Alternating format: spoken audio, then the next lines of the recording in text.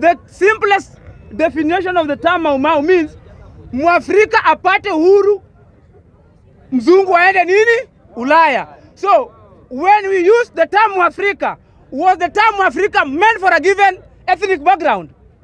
Was the term Mwafrika defining a given community? Was the term Mwafrika defining a given society? The term Mwafrika was simply defining the person living within the territory of this Republic of Kenya.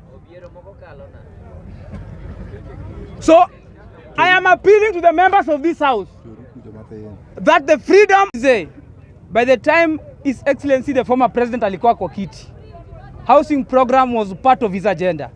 Where was he sourcing the funds from that the current regime cannot source funds from? By then there were 4 things that Uhuru was focusing on. Alikuwa na focus kwa mambo ya manufacturing, universal health care, housing and food security. But the biggest question we are asking today, 3 of these programs have been cancelled. We are left with 1 program, which is housing. Must we be taxed when we build houses in this country? Must we be taxed? It is not a must. If you've cancelled 3 programs, why don't you use the funds for the 3 programs and pump them into the housing program so that you proceed with the housing programs accordingly?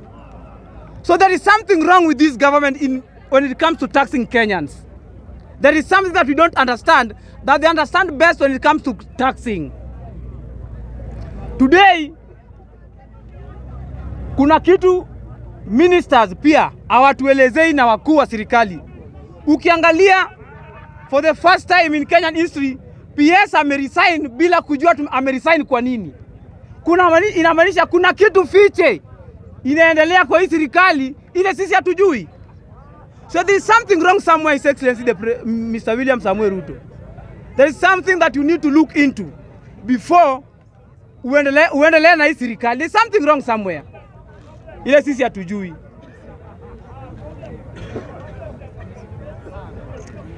Maybe nikiongezea tu kwa hii mada ya pili. Freedom tutaenjoy.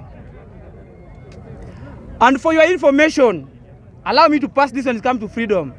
Today, I've been privileged to sit next to Raila Amolo Odinga at Jaramogi Oginga Odinga Foundation, where he has ceremoniously and unconditionally endorsed Honorable Tim Wanyonyi for gubernatorial seat, Nairobi County, come 2027.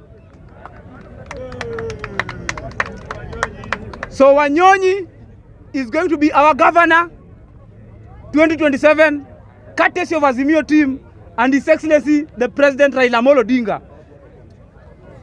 Be aware that last time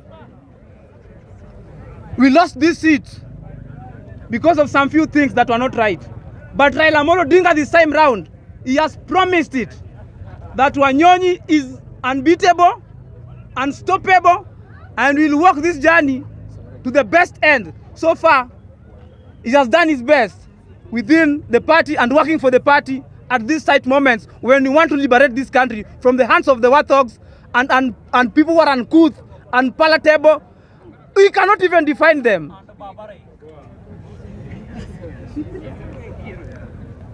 So, honorable members, I am telling you that your freedom in this country is there.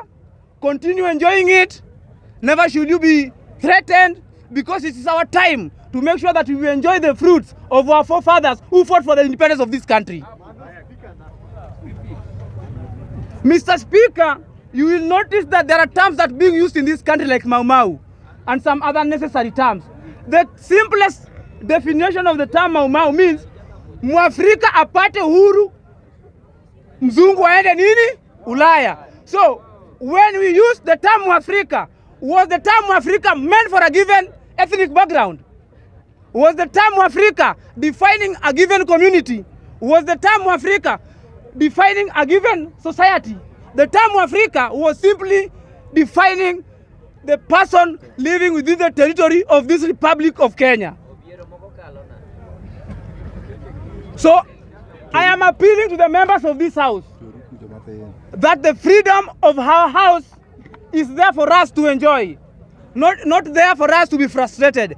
And even to the leaders of this country, you built your foundations from this bunge la wananchi. Let us just tell you the truth. You never knew you will be there before you were in these places like we are today. So I am appealing to the leaders of this country. Even if we are wrong, or if we could be found wrong, let us be dealt with in accordance to the Constitution. Not accordance to some uncouth philosophies and unpalatable means that will derail the freedom that we have. So I'm appealing to the leaders of this country. Come forth where there is a problem, let us share ideas and we sort the problem, not fighting us. So the people of Bunge la Mwananchi Jacaranda, I am assuring you that in the safe hand of the Constitution, in the safe hands, and if I talk about Constitution, I simply define Article 37 of the Kenyan Constitution that speaks about the assemblies, society, freely association of assembly in this country, squarely sitting, ceremonially sitting under Article 37 of the Kenyan Constitution.